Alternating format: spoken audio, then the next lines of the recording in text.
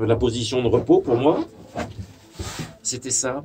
Et ça, mine de rien, c'est super dur de ne pas pouvoir étendre tes jambes, d'être relax. Tu vois, j'avais ma tête dans le plafond.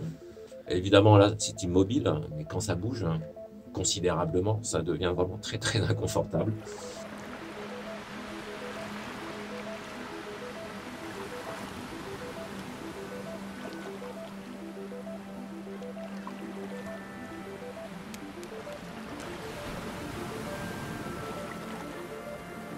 C'est un récit à deux axes, celui de ma traversée océanique en solitaire à la rame et celui de la traversée de la maladie d'Alzheimer. Et je trouvais que l'expérience océanique avait beaucoup d'analogies intéressantes pour mettre en évidence voilà, le monde émotionnel que peut vivre le malade. C'est un élément essentiel pendant une traversée en solitaire, évidemment, et qu'on retrouve en institution, même s'il y a beaucoup de monde qui circule autour du malade.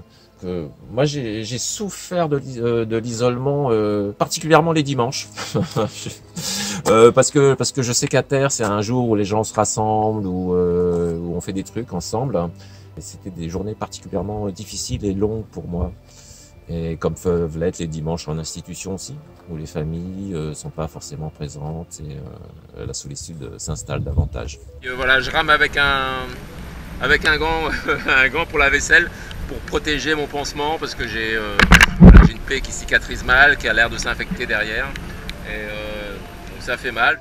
J'avais personne pour m'écouter, et ça c'était vraiment une très très grosse frustration, et qui amplifiait ma douleur. En fait, je devais pas avoir de communication téléphonique. J'ai décidé d'appeler mon épouse pour lui dire que j'avais mal et pour qu'elle m'écoute en fait. Et c'est là que j'ai compris que d'être entendu, écouté dans sa douleur, c'était déjà 50% de soulagement. Ça, c'est quelque chose qu'on retrouve aussi chez les malades hein, qui ont perdu la capacité de s'exprimer par l'oral, qui ont perdu les mots.